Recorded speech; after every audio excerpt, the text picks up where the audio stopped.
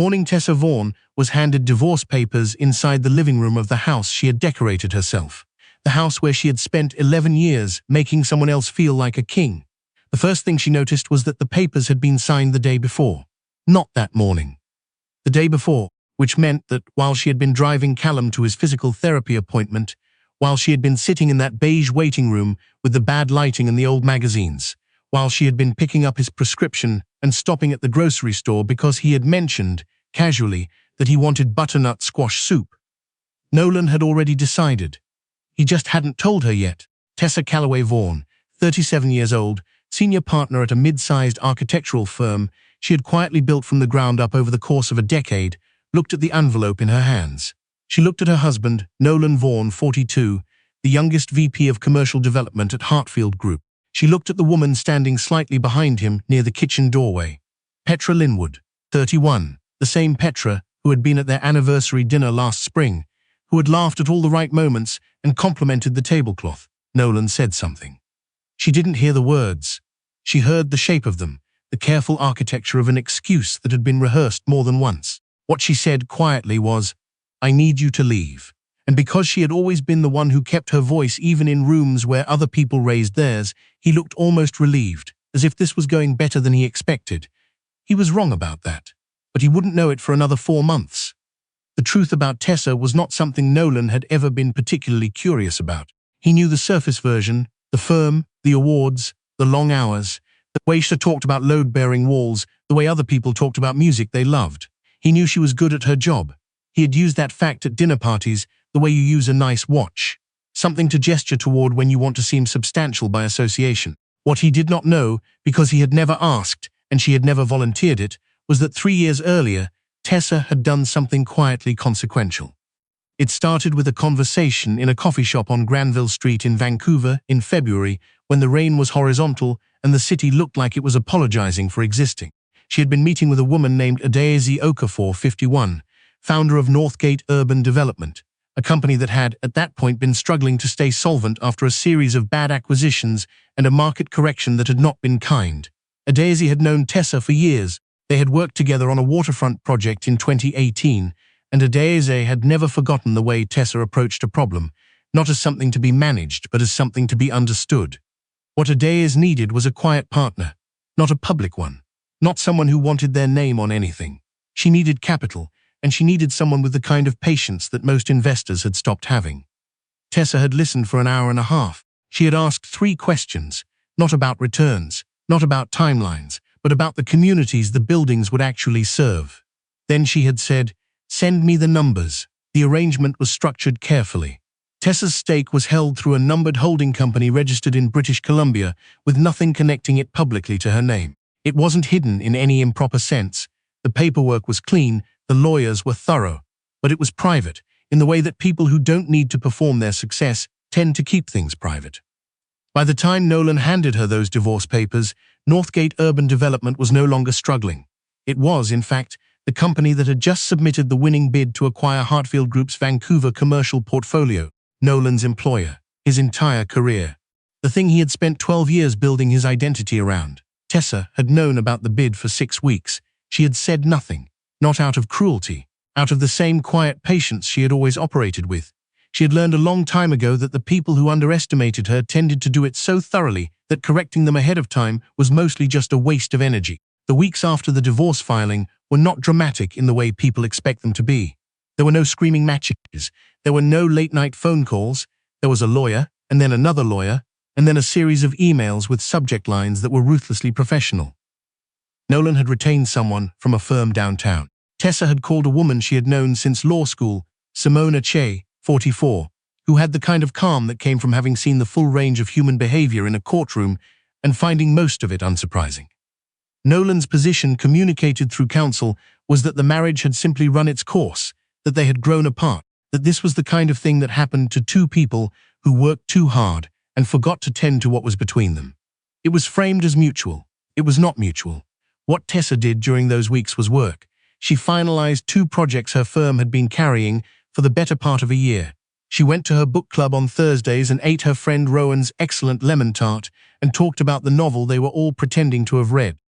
She called her mother in Winnipeg every Sunday, She ran along the seawall in the mornings when the weather allowed, and in the evenings she sat with a glass of wine and looked at the city from the window of the apartment she had moved into, a place she had chosen herself, with good bones and western light and a kitchen that made actual sense. She was not falling apart. She had never been the falling apart kind. What she was doing, in a quieter part of herself, was waiting. The announcement came on a Thursday.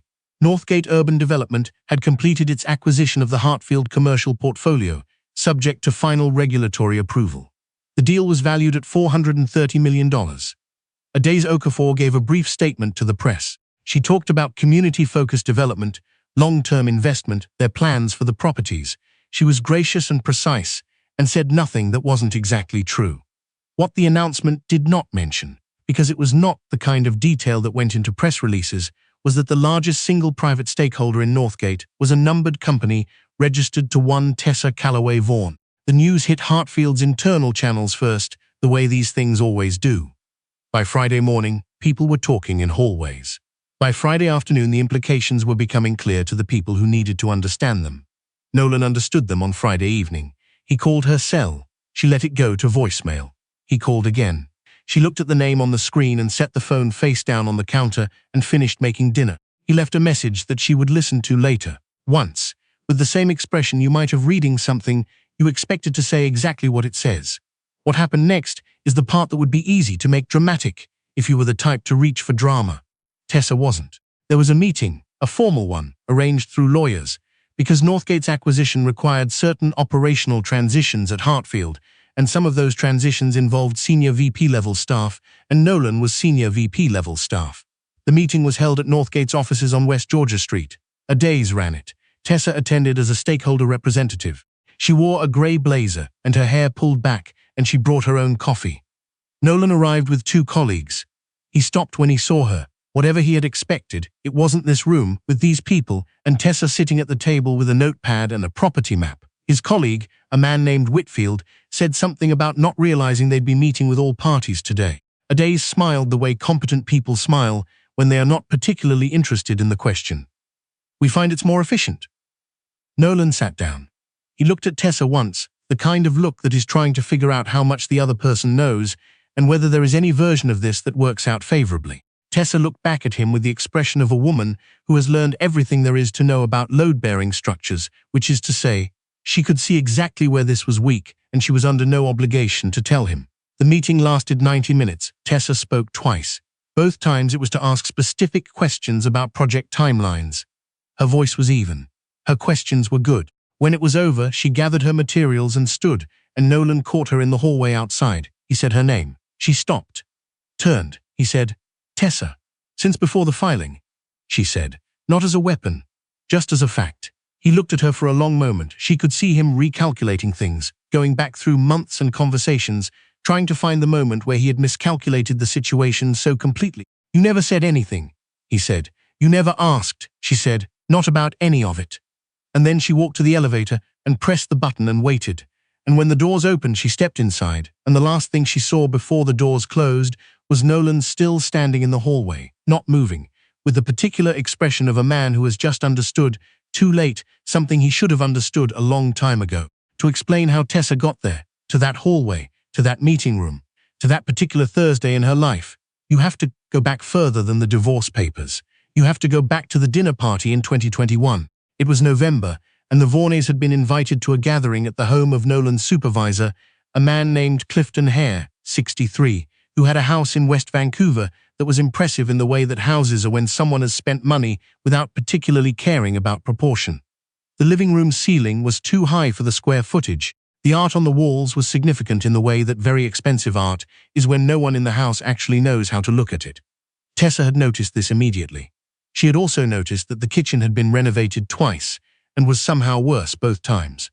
She had said none of this. She was good at not saying things. What she was less good at tolerating, though she had been tolerating it for longer than was reasonable, was the particular way that Nolan behaved in rooms like this one. The way he laughed at things that weren't funny. The way he agreed with Clifton about things he had privately told Tessa he disagreed with. The way he introduced her.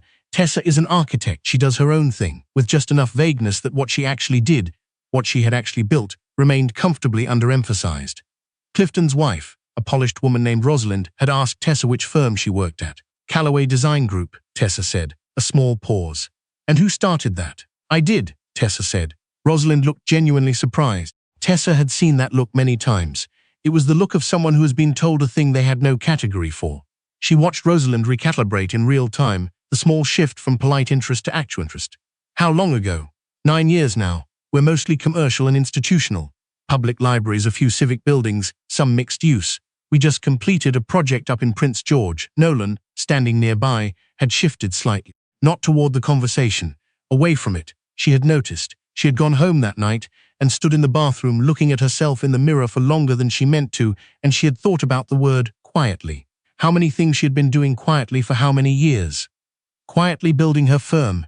Quietly mentoring junior architects. Quietly managing the household things that didn't get mentioned, the appointments and the insurance and the maintenance schedules and the groceries and the remembering of all the things that needed to be remembered. Quietly being useful. Quietly being good.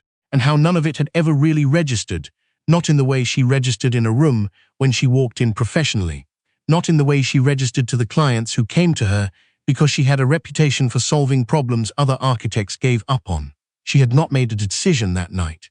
She had just started paying closer attention. The year between that dinner party and the day she sat across from Adeyeze Okafor in the rain was a year of accumulation. There was the conference in Calgary where Tessa had been the keynote and come home to find that Nolan hadn't known she was the keynote.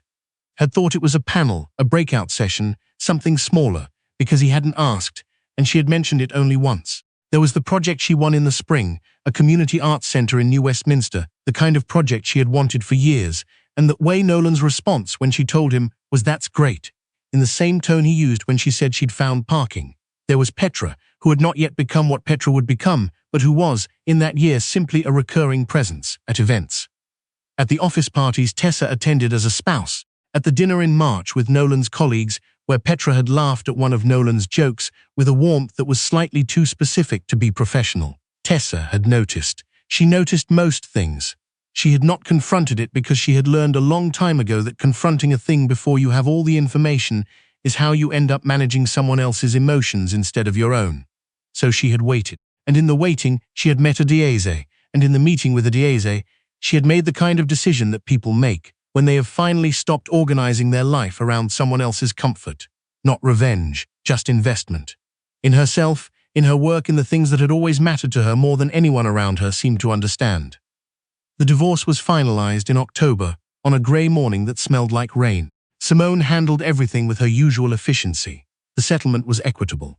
Tessa had not wanted more than was fair, only what was clear, and the clarity took less time than anyone expected. Nolan's lawyer had been anticipating a fight. What he got instead was Tessa's careful, precise accounting of what belonged to whom, with no sentimentality and no excess. Nolan signed on a Wednesday. The following Monday, the regulatory approval for the Northgate acquisition came through. Tessa heard about it from Adeyeze, who sent a brief text that said, "It's done." Dinner Friday, she sent back, "Yes, I'll bring the wine." What the people at Hartfield Group would talk about afterward in hallways, in parking lots, in the kind of conversations that get quieter when someone important walks by, was not really the acquisition. It was the detail, the specific particular detail, that the woman who had been shown out of Nolan Vaughan's life with a set of pre-signed divorce papers was also the woman who now held a significant stake in the company that owned the building he went to work in every day. There is a particular quality to irony when it is structural rather than accidental. When it is not a coincidence but the result of sustained, patient work by someone who never stopped being competent, even when no one was paying attention. Petra, for her part, had by November moved into the house on Dunbar Street that Tessa had spent 2 years renovating. She redecorated the living room almost immediately. She chose colors that didn't work with the light. Tessa knew this because Rowan had walked past once and mentioned it the way friends mention things they know will land, which is to say, without dwelling on it, but also without skipping it. Tessa had laughed. It was not a mean laugh. It was just the laugh of a woman who understood light. In December, Adeyeze asked Tessa to join Northgate's board in an official capacity, not anonymous, not quiet, with her name on the letterhead and her voice in the room. Tessa thought about it for a week. She ran along the seawall in the mornings, and she thought about what it meant to stop being the person who did things quietly out of habit rather than choice. She thought about the conference in Calgary where she had stood at a podium in front of 600 people and talked about civic architecture with the authority of someone who had actually done the work. She thought about the dinner party in West Vancouver and the too-high ceiling and Rosalind's recalibrating face. She called Adese on a Thursday. "Yes," she said. Adese said, "I was hoping you'd say that." "I know," Tessa said. "I've been hoping I would too." The last time Tessa saw Nolan in person was at the opening of a community library project she had designed in East Vancouver. The kind of project that gets a small write-up in a local paper and an afternoon ceremony with the city councillor and a ribbon and a crowd of about 60 people who actually care about the neighborhood. She hadn't expected him there. He hadn't been invited. He had come, she understood later, because someone from his office had mentioned it, because her name was on the building. Her full name, her firm's name, set in clean sans serif on the stone panel beside the entrance, because she had finally stopped asking for the modest version of things. He stood near the back. She saw him during the remarks, over the head of the city councillor, who was saying something generous about the design. Their eyes met once. She did not look away. She simply finished listening to what was being said, because the building behind her was real, and it would stand for 50 years, and there were children from the neighborhood climbing on the outdoor reading bench that she had specified in the drawings, insisting on, when the budget got tight, argued for in 3 separate meetings. She had built something that would outlast this moment by decades. Nolan left before the reception.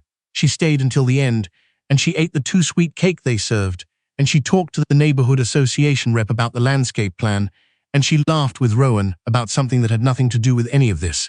And she drove home in the dark along roads she knew well. The city was quiet and wet, and lit up the way cities are in December, and she drove with the window cracked an inch, because she liked the cold air, because she had always liked the cold air, because there were things about herself she had never stopped knowing, even when the room around her couldn't see them. She parked.